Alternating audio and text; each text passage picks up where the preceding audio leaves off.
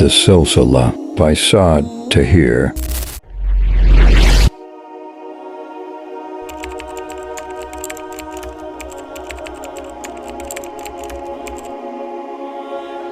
سعید بن عامر الجمحی فرماتے ہیں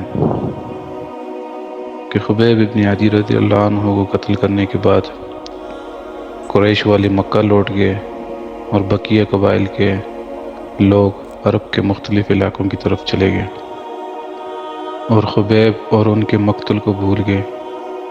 کیونکہ اس وقت عرب معاشرے میں قتل و غارت کوئی اتنی اہم بات بھی نہ تھی کہ اس کو کوئی یاد رکھتا، اور اس طرح حضرت خبیب ابن عدی کا قتل کا واقعہ حوادث زمانہ میں دب گیا، مگر سعید بن عامر کے ذہن سے کسی ایک لمحے کے لیے بھی خبیب ابن عدی اور ان کی بد دعا نہ اتری۔ جب وہ سوتے تو فرماتے ہیں کہ خبیب ان کے خواب میں ان کو نظر آتے، جبکہ خون کے فوارے ان کے جسم سے پھوٹ رہے تھے اور ان کے اعضاء زمین پر پڑے تڑپ رہے ہوتے، جبکہ ان کا بقیہ جسم کا وہ کانپنا ان کو نظر آتا۔ جب سعید ابن عامر جاگ رہے ہوتے تو وہ اپنے خیال میں خبیب ابن عدی کو سوچتے کہ کیسے موت سے پہلے وہ 2 رکعت پڑھ رہے تھے، کبھی اچانک جاگتے ہوئے ان کے کانوں میں خبیب ابن عدی کی بد دعا گونجتی۔ تو سعید ابن عامر فرماتے ہیں کہ مجھے ہر وقت یہ ڈر رہتا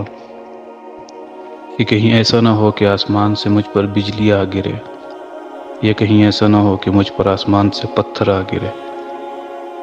در حقیقت خبیب ابن عدی نے اپنے عمل سے سعید ابن عامر کو وہ سبق دے دیا تھا جو اس سے پہلے وہ نہیں جانتے تھے۔ ان کو یہ سبق دیا کہ حقیقی زندگی راسخ عقیدے کا نام ہے، اور اس عقیدے کے دفاع میں جہاد کا نام ہے، یہاں تک کہ موت آ جائے۔ ان کو یہ بھی سکھلا گئے کہ راسخ ایمان انسان سے وہ عمل کروا دیتا ہے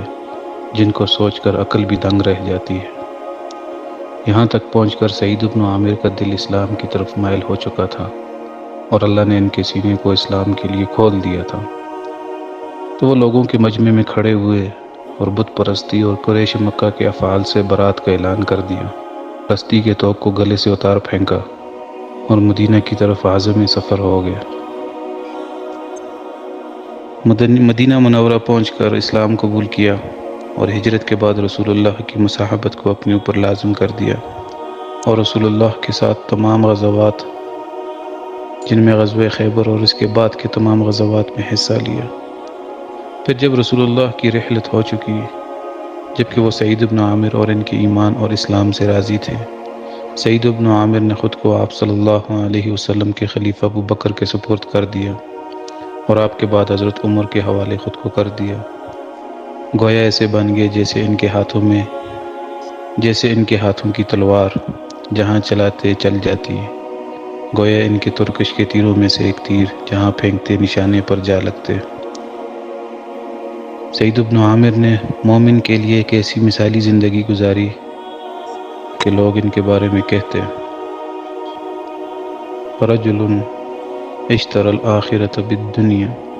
وآثر اللہ ورسولہ علی ما سواہما، کہ یہ وہ شخص ہیں کہ جنہوں نے دنیا کے بدلے آخرت کو خرید لیا اور اپنے نفس کی رغبت اور خواہشات پر اللہ کی مرضی اور اس کے رسول کی منشا کو ترجیح دی۔ حضرت ابوبکر صدیق رضی اللہ عنہ و حضرت عمر بن الخطاب رضی اللہ عنہ دونوں اپنے خلافت کے ادوار میں حضرت سعید بن عامر کے صدق اور تقوی کے معترف تھے اور ان سے نصائح لیا کرتے تھے، اور جب حضرت سعید بن عامر ان کو نصیحت کرتے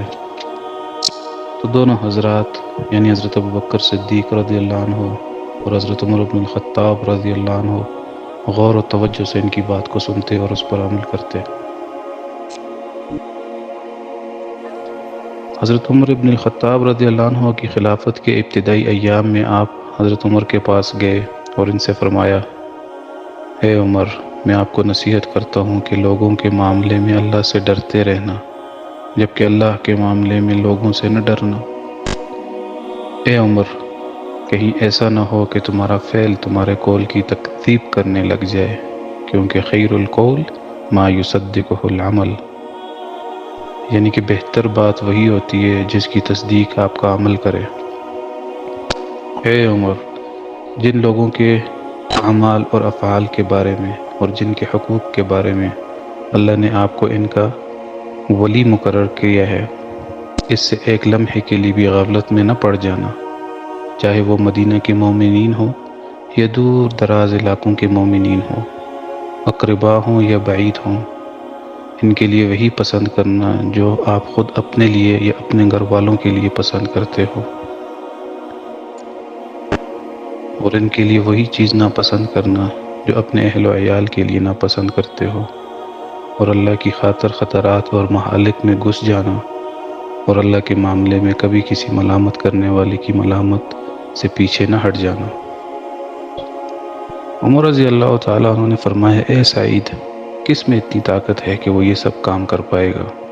سعید بن عامر نے جواب دیا، تمہارے جیسا شخص یہ سب کر سکتا ہے کہ جس کو اللہ نے امت محمدیہ کا ولی مقرر کیا ہو، اور جس کے اور اللہ کے درمیان کوئی حائل نہ ہو،